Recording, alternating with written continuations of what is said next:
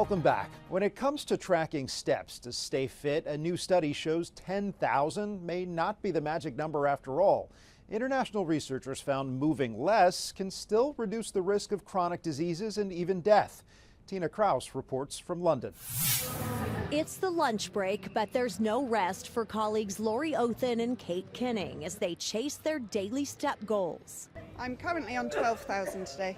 I aim for 12,500 a day. But new research finds just 7,000 steps could be the sweet spot for better health. People who did 2,000 steps a day, which is a really low number, compared to 7,000 steps a day, the mortality risk was nearly halved in those who were more active at 7,000 steps a day.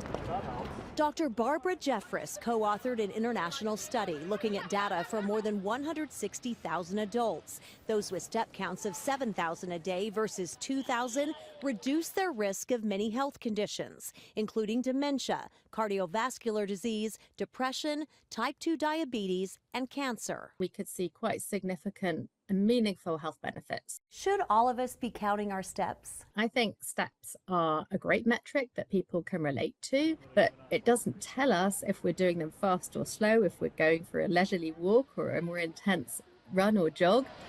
We must also include some of the activities which raise our heart rate and get us breathing harder to get the full benefit from exercise. And while some have already blown past 7,000 steps, you guys are kind of overachievers. Yeah. Jeffress says progress may count more than perfection. Not everybody needs to reach 10,000 steps. We can still all do well at a lower level than that. Every step counts. Absolutely. Because researchers found even smaller strides can deliver big benefits. Tina Kraus, CBS News, London. The Trump administration has moved aggressively over the past 6 months to reshape the nation's health care, from massive cuts in research to Secretary Robert F. Kennedy Jr.'s overhaul of vaccine approval. We sat down with CBS News medical contributor Dr. Celine Gounder to get the latest. So Dr. Gounder, let's talk about the U.S. Preventative Services Task Force. There are a lot of questions right now about this organization that many people may have never even heard of. Right, so the U.S. Preventive Services Task Force, that's not exactly a household name, but they are very important because they are constituted of a group of independent medical experts who make recommendations on preventive healthcare services. So things like your cancer screenings or your cholesterol tests. And based on their recommendations, so if you get an A or a B grade on a certain recommendation, insurance companies are generally required to cover that. Secretary Kennedy has plans to remake this organization, right? So similar to what he did with the advisory group to the CDC on vaccines, he's talking about eliminating all of the experts on the U.S. Preventive Services Task Force. So what are the practical applications here for patients? So some of the things that this might change would be recommendations about, for example, medications to prevent HIV, or screening for sexually transmitted infections. Some of the other things this might impact are screenings for cancer, like breast cancer, colon cancer, prostate cancer.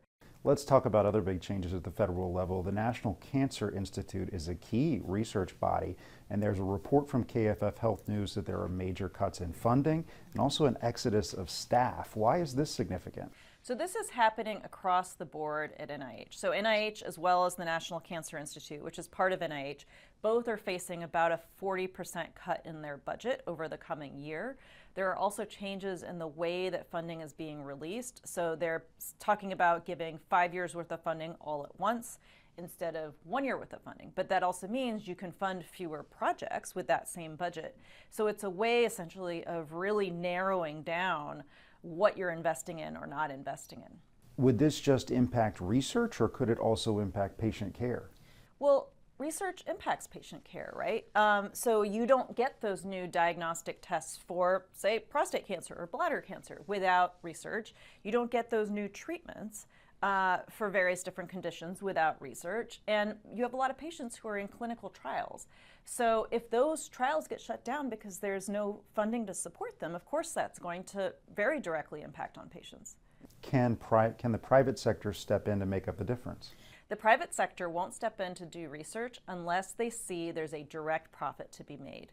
And with that early research, there is no profit to be made because you don't have a product. You don't have something that you can market and sell and make a profit on.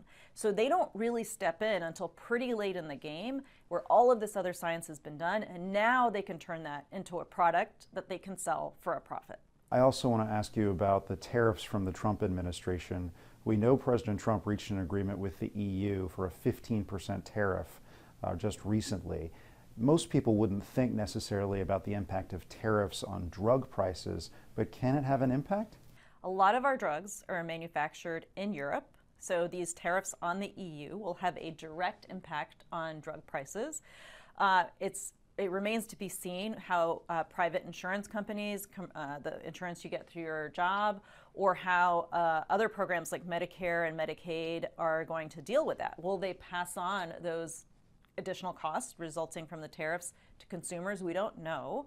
And then a lot of the raw products, raw materials that are used to make drugs come from places like China. A lot of our generic drugs are made in India. So if you have tariffs on China and India, that's also going to impact your drug prices. Dr. Celine Gounder, thank you. After the break, the 9 lives a cat can save with a blood donation and a program fast-tracking new doctors.